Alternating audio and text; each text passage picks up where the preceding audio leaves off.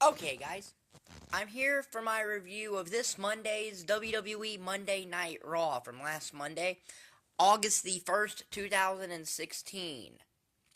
The second week of the post brand split era. Uh, and while this show was not as good as last week's Raw, I didn't expect that. It was a good show. In fact, I think that no way can any Raw this past year top the last week's Raw.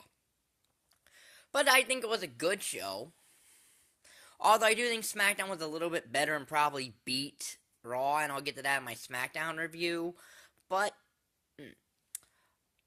so we open up with Sasha Banks, the new WWE Women's Champion, coming down to the ring and cutting a promo about, she's come full circle in a way, and all that, even though she really came full circle at SummerSlam in the same building she lost the NXT Women's Championship in, but, nah.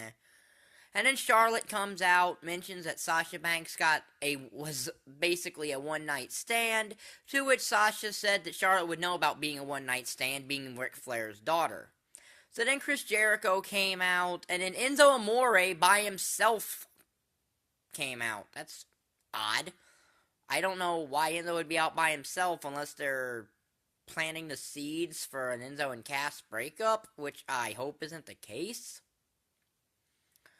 At least not right now, anyway. And some banter goes back and forth. And then Mick Foley ends up making a mixed tag match. The first mixed tag of the new era. And a mixed tag is a very old school match. As it's Sasha Banks and Enzo Amore versus Charlotte and Chris Jericho. This was a good match. It wasn't a bad match. Even if the commercials were there. But, SmackDown and Raw sometimes both of them have a commercial break from. SmackDown right now more than Raw, but eventually Charlotte and Chris Jericho get the win when Dana Brooke interferes, and then Charlotte has a natural selection on Sasha Banks, excuse me. So Charlotte pins Sasha going into SummerSlam. And then the referee for some reason tries to give the Women's Championship to Charlotte. I don't know why that would be. Unless that's the WWE's way of doing foreshadowing of Charlotte winning back the Women's Championship. Which I really hope doesn't happen, because Sasha deserves more than a 3-week run of that title. But who really knows?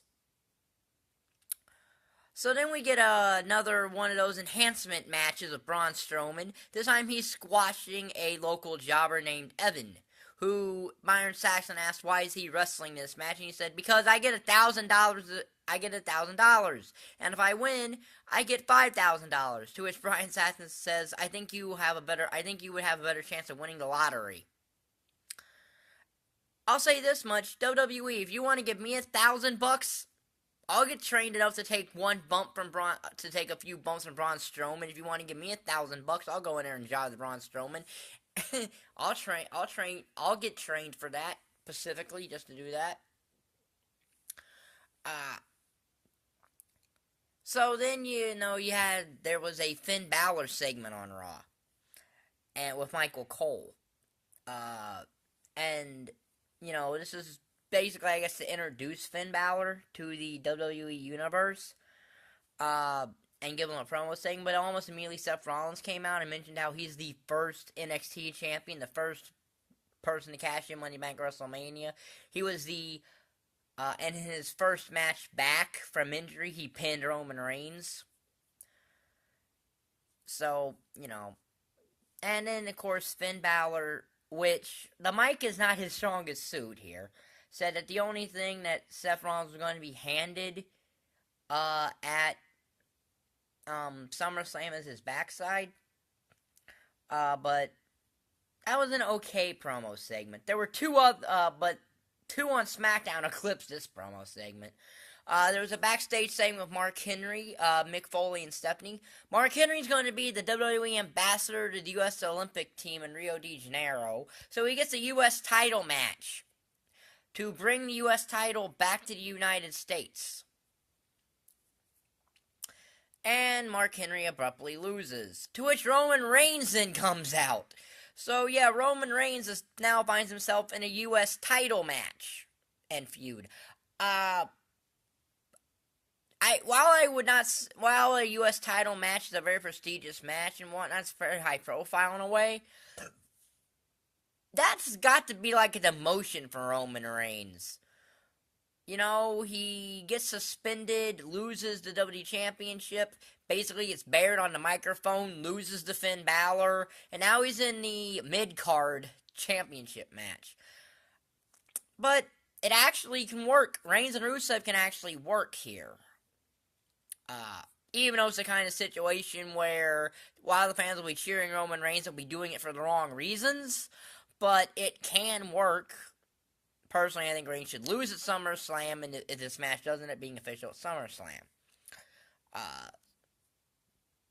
You know. Cesaro and Sheamus come into Stephanie McMahon's locker room and Mick Foley's locker room, and they're both complaining about their draft status. How Sheamus was the 30th overall pick, and Cesaro was 2 picks before him at number 28. And basically, they address why Cesaro and Sheamus fell so low. Foley tells that Cesaro fell so low because of his shoulder, and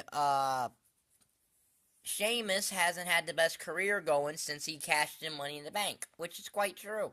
So Foley makes a match for later between Cesaro and Sheamus, and the winner gets a future championship match. Nia Jax had a squash match and she won. The Club and New Day had a very, very short match with Xavier Woods barred from ringside. New Day get a quick win on Carl Anderson, but then the Club, Anderson and Gallows, beat up New Day and they injure Big E, at least kayfabe injury, I'm guessing, to give a reason for there only to be 2 New Day members at SummerSlam, which are going to be Kofi and Xavier Woods. Now, see, that's something interesting that WWE doesn't normally do much anymore. Yeah, you have Anderson and Gallows lose, but you still have a way for them to look strong after losing. There was this promo thing with Chris Jericho with Tom Phillips backstage where Chris Jericho is going on about Enzo and Cass. And he says he's found someone to watch his back. And Tom Phillips asks who it is, and Jericho says Jimin. And Tom Phillips says Jimin who? And Jericho goes Jimin Micklefluter or some weird name. To which Kevin Owens comes up and says, that's not a real guy. That's not a real person. You made him up. But I got your back. So it looks like it's going to be Cass and Enzo versus Jericho and Owens at SummerSlam. That could be a very interesting match. That could be a very interesting tag match. I would be very interested in seeing if that happens at SummerSlam, to be quite honest. Because that could be a really solid match for SummerSlam. There. The main event match-wise on Raw was a match between Seth Rollins and Sami Zayn, which was a nice little match. Seth Rollins won with a pedigree. But, of course, this whole show was about Brock Lesnar's return to Raw. And basically, he has Paul Heyman with him. Paul Heyman is setting up that Randy Orton can never hit Brock with an RKO. And just as he's saying that, Randy Orton off camera comes in and hits the RKO and then scurries to the crowd. Stephanie McFoley, security come because, Randy Orton has invaded Raw.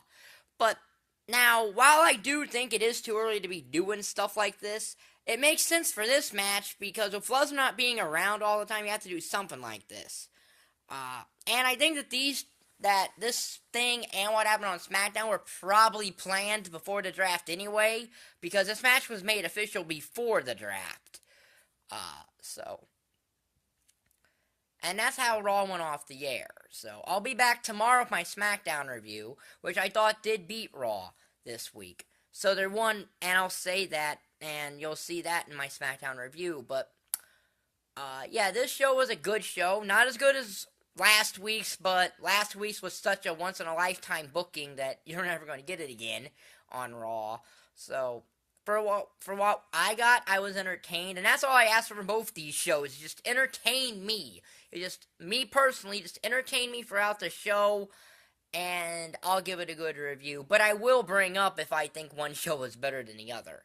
But I just want to be entertained, so, and I was, again. So, that's my review for this Monday's Raw. If you like this video, like button's down there, subscribe button's down there, and thank you for watching. Bye.